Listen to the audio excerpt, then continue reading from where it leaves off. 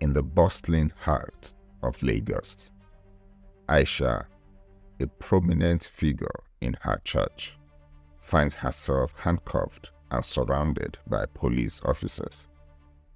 Her arrest sends shockwaves through the community. As she was driven to the police station in the police van, she kept asking one question: "What offense have I committed?" "You will be informed when we get to the police station," was the answer one of the police officers gave her. When they arrived at the police station, she was taken straight to the DPO's office. She was given a seat to sit down, and a letter was placed in her front. It was a petition written by a lawyer. "That is a petition against you," said the DPO. Aisha read the letter. In the letter, it was alleged that she defrauded a Nigerian bank of the sum of 500 million naira by means of online bank transfer. After reading the petition, she immediately placed a call to her barrister. While she was waiting for the barrister, the DPO gave her a sheet of paper and asked her to write her statement. When her barrister arrived, the DPO showed him a copy of the petition, and he also read it. "But stealing is a bailable offense," said the barrister. "The law presumes my client innocent until you are able to prove that she is guilty in a court of law. I therefore apply that you release her on bail," continued the barrister. After a long discussion and arguments between the barrister and the DPO said, "I will release her on bail on two conditions. Number one, she must produce a reliable surety who is gainfully employed. Number two, the surety must sign a bail bond of the sum of 500 million naira, the same amount she is accused of stealing." The barrister then asked his client, "Do you think we can find someone who can meet these conditions?" "Let me call my pastor," she said calmly. She then called her pastor and informed him of her arrest and the conditions imposed for her bail. "You know you're a strong pillar in the church. You have used your wealth to generously support this ministry. There is no way we can leave you to face this trying time alone. Don't worry, I will speak with our members.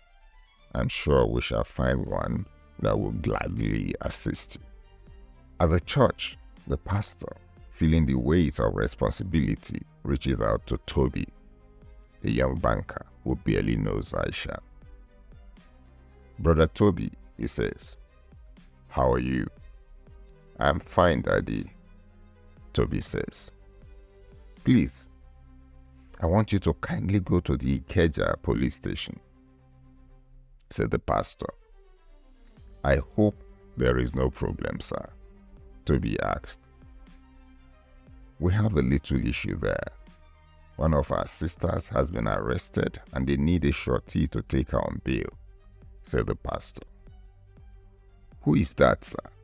asked Tobi. "It's Sister Aisha," said the pastor. "I don't think I know her, sir," said Tobi. "Don't worry, Brother Tobi. She is a very committed Christian and a pillar of this church. We cannot let her down," said the pastor.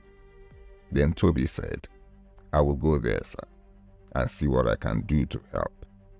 Tobi then placed the phone on his desk and bowed his head while he contemplated his next steps. He looked round the banking hall and saw everybody busy with one banking transaction or another. This is something he does not want to do, but he has to do it because he reveres his pastor and cannot say no to him.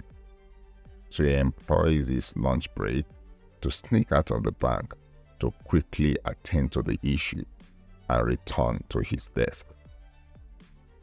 When Tobi arrived at the police station, the DPO informed him of the tough bail conditions. He must sign a bail bond, and he shall pay the sum of 500 million naira to the police if Sister Aisha should jump bail. His hand trembles as he calls the pastor. "Sir, the bail conditions are tough. I don't think I can sign this," said Tobi. The pastor reassured him by saying, "It is well. Don't worry. Just sign. The Lord is in control." Tobi hesitates. He does not understand what was happening. For the first time, he felt being unfairly used by his pastor. As he stood there in the police station with the bail condition and the bail bond on the table, he had a feeling that any decision he made, whether to sign or not to sign, could change his life forever. If he signs the bail bond, his liberty could be at risk if the woman jumps bail. If he does not sign the bail bond, he risks the anger of the man of God.